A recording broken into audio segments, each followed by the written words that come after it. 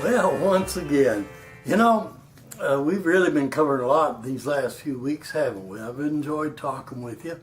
But over time, they came up with one of the sweetest, greatest ideas I've ever seen. I don't know whether you can see this or not.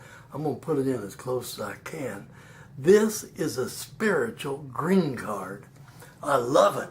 Here in Arizona, we get a lot of aliens, some illegal, some are, and they need to work, they need to make a living, they need to get along just like you and I do. And if they do it legally, they get issued a green card. Well, over time, they came up with my green card, and it says on the bottom, NT2 up there, and that yellow thing means NT squared. And it says Applied Metaphysics, verify the visa on the backside. And on the backside is some of the cleverest sayings I ever saw. And then it says, for your passport, open the inside. And on the inside, I'm telling you, they got to start off with the truth of the matter about living in this life at this time, this way. And I love that. But the first statement is by Albert Einstein, and it's where he verifies the existence of God.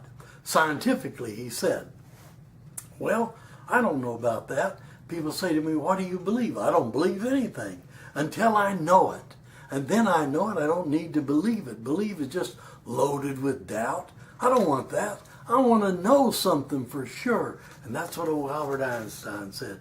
And then on the bottom, I won't go into everything on there, but if you want one of these green cards, you give me a call or email me or write me or go to Taunt and email them. They'll send you your own green card. Everybody that gets one of these seems to want 2 or 3 more or more for their friends. I had old Doc next door to me.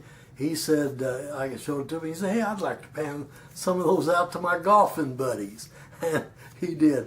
Well, you're legal in the traveling the spiritual land, the spiritual way. Here's my green card, and I'm keeping it because I love it.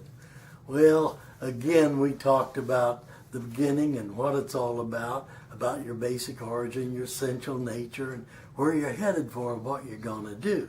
But we're revealing how it all came about, and that's the big thing. Inside of you, there's an urging and a knowing. You just got to know God. And you know that there's something better in you and something divine, something spiritual, something different. What do you think of that? I think it's wonderful because that's what really separates us from the animals. Well, you say, I got to pet my doggy. I don't want to go to heaven if my doggy ain't there. Well, are you creating a heaven on earth for your doggy? You should be. Are you creating a heaven on earth for you? You should be. After all, the greatest teacher that ever lived, old Jesus, JC and the boys, they proclaimed loudly that heaven is within you. Know ye not that you are God's? Yeah, you are. But you got to earn the right to use it. It's just like that intuitive nature I talked about. You got to earn the right to do it. It don't just come easy. You have to meditate and pray and live a good spiritual life. That doesn't mean you need to be pious and go around and tearing your clothes and giving all your money away to some TV evangelist. If you're going to do that, I'd appreciate it right here. But, if you do all those things, it don't make you spiritual. Spiritual is love. Giving you that love in every way you can. That's what spiritual is. And that's what you're supposed to be doing. When you can accept things, good or bad, that happen to you with love, then you really got it made. You don't have to like it. You don't have to be a doormat. You don't have to be a wussy or anything that you're not.